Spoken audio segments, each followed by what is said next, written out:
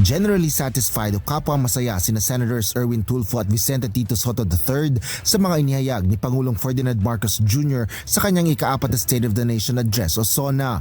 Paglulunsad ng investigasyon tungkol sa flood control projects sa nakaraang 3 taon ang sinusuportahan ng nakababatang Senator Tulfo bilang dating kalihim ng Department of Social Welfare and Development o DSWD. Panawagan niya na tanggalin ang partisipasyon ng mga politiko sa paglagak ng mga pondo para sa mga naturang programa dahil kita namang walang pagbabago sa problema sa baha kapag may malalakas na bagyo.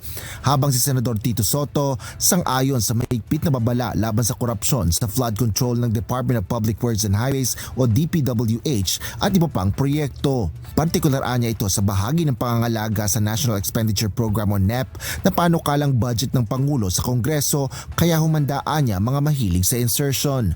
Nagustuhan naman ni Senador Alan Peter Cayetano ang tono ni PBBM na diretso sa katotohanan dahil napakalagaan niyang maitama kung ano ang mali. Bagaman nilinaw nitong hindi maaaring maging fully satisfied ng sinuman dahil sa dami ng issue na hindi maririnig sa isang oras lang na talumpati. Yung baha, 3 years na yan. Yung PhilHealth, kasama yan sa almost 2 years, yung pagtanggal ng pondo niya sa budget.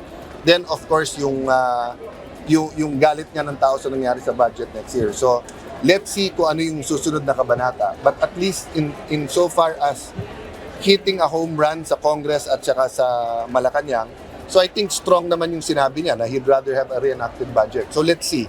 As usual, maganda lahat nung premise. Tignan natin pagdating sa dulo sa conclusion kung ganun pa rin.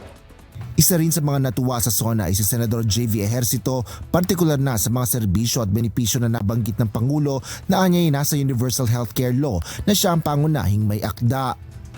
So hopefully this time around na nabanggit ng Pangulo, kailangan lang bigyan ng priority at i-implement ng tama't maayos ang UEC. So finally, hopefully, ngayon nabigyan na siya na talagang importansya. Ando na lahat sa batas yun eh. O, yung zero balance billing, yung pang-increase ng mga treatment, benepisyo. We just need to implement it properly. So, masaya ako na nabanggit ng Pangulo to dahil nandun ang batas. Kailangan lang implement ang tama't maayos. Inihayag naman ni Senador Panfilo Ping Lacson na pinalakpakan niya ang tindig ng presidente laban sa katiwalian sa flood control projects ng gobyerno sa mga darating pang 2026 budget. Anya, pinakapaborito niyang quote ng presidente sa ika-4 nitong SONA ay ang mahiya naman kayo na kaugnay ng mga katiwalian sa mga naturang proyekto at panawagan ng pananagutan sa mga sangkot dito. Bagaman kinilala ni Senador Juan Miguel Zubiri ang mga effort ng Pangulo sa pagpepresenta ng komprehensibong SONA ay nakukulangan ito sa kanyang mga narinig.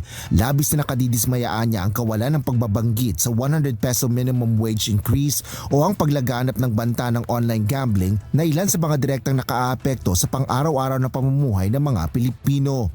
Mabuti naman para kay Senador Risa Ontiveros ang naihayag na pag-imbestiga sa joint venture agreements sa mga water company dahil may naihain na rin anya siyang katulad na resolusyon.